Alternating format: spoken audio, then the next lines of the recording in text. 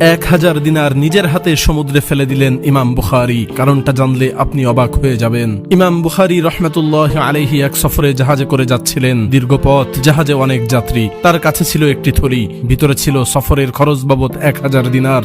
জাহাজে এক লোক তার সাথে খুব বন্ধুত্ব করলো, সব সময় ইমাম বুখারীর কাছে বসে থাকতো। একদিন কথার মাঝে ইমাম বুখারী রহমাতুল্লাহ আলাইহি সরল মনে বলে ফেললেন, আমার কাছে 1000 দিনার আছে।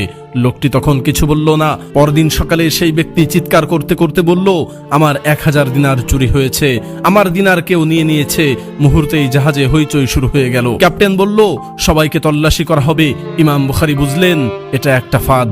তল্লাশি হলে তার কাছেই 1000 দিনার পাওয়া যাবে, আর লোকেরা ভাববে তিনিই চোর। তিনি চুপচাপ জাহাজের এক পাশে গেলেন, নিজের সেই থলিটি সমুদ্রের পানিতে ফেলে দিলেন। তল্লাশি হলো, কিছুই পাওয়া গেল না। লোকটি হতভম্ব হয়ে গেল। কিছুক্ষণ পর সে লজ্জায় ইমামের কাছে এসে বলল, আপনার কাছে তো টাকা ছিল, গেল কোথায়? ইমাম বুখারী শান্তভাবে বললেন, আমি সারা জীবন হাদিস সংগ্রহ করেছি, মানুষের কাছে বিশ্বাস অর্জন করেছি। আমি চাইনি এক মুহূর্তের সন্দেহ সেই বিশ্বাস নষ্ট করে দিক। টাকা গেলে আবার ফিরে পাবো, কিন্তু মানুষের বিশ্বাস চলে গেলে আর ফিরে আসবে না। টাকা হারানো ক্ষতি নয়, চরিত্র হারানোই আসল ক্ষতি।